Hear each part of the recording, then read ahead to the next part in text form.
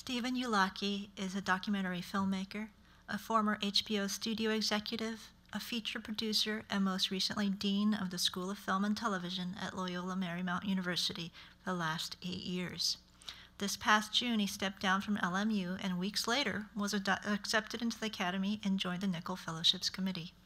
Presenting the award to Allison Buckmelter and Nicholas Buckmelter is Stephen Ulaki.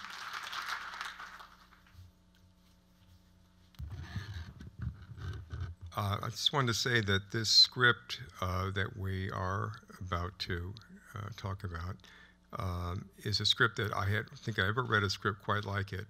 And given the political times that we live in, it was a script that, for me, performed a remarkable, it had a remarkable effect. It actually started off with your being in the mind of a liberal, conventional liberal political activist, and then actually managed to transport you into an understanding of a right-wing survivalist.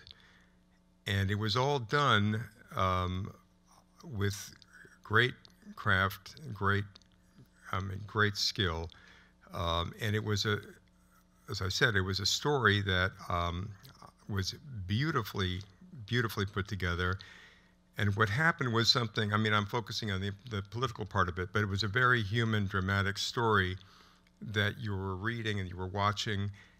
And all I can say is that it's the kind of script that absolutely should be made into a film given the times we live in, because it's something that does talk about crossing the divide that exists in this country. And I want to congratulate those authors of that script for it. I need to ask them to come up. Allison Buckmelter and Nicholas Buckmelter, the writing team.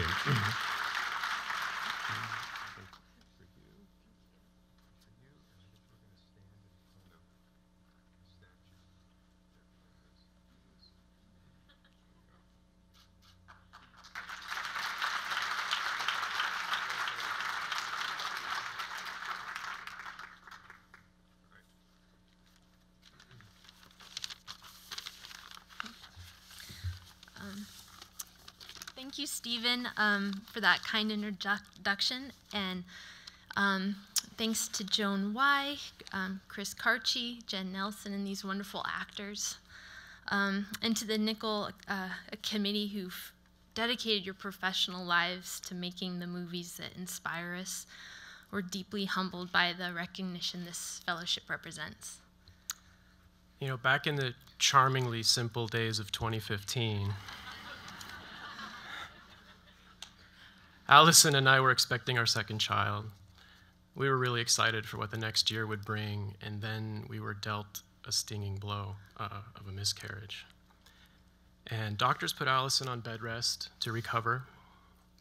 And after some reflection, she said, "I can't just sit here in bed feeling devastated. I've got to do something." And so with her computer on her lap and the mood in America growing more ominous, she began the first draft of what eventually became American Refugee. And although the two of us worked hard together on this script, it was Allison at the outset who drew on some hidden reserve of optimism and found a way to bring light to a very dark time for us, to transform a loss into a kind of birth. And this idea of finding hope in a troubled time ultimately became a guiding theme in our screenplay. And so thank you, Allison, my immensely talented and inspirational partner. I'm so honored to share this fellowship with you.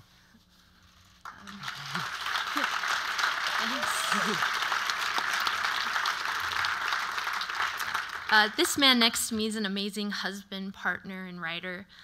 He has a way of seeing the hidden goodness in so many things. And sometimes when I think we've done all we can do with a script, he'll say, "We can make this better."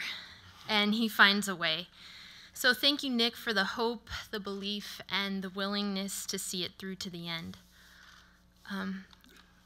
We'd also like to thank our friends, Dean Weidenman, Sherman and Meredith Q, Daniel Antoniazzi, Andrew Chan, and Nigel Campbell, who've been champions of our writing from early on. And also thank you to Martin Spencer and Ethan Neal at Paradigm and Justin Lippman and Peter McHugh at Gotham Group. Your guidance is already proving invaluable. To my parents, Kate and David, thank you for encouraging me to pack up my Ford Escort wagon this summer after college and head down to LA. Even though you knew the road would be long and difficult, you never doubted it would all be worth it, or if you did, you never said so.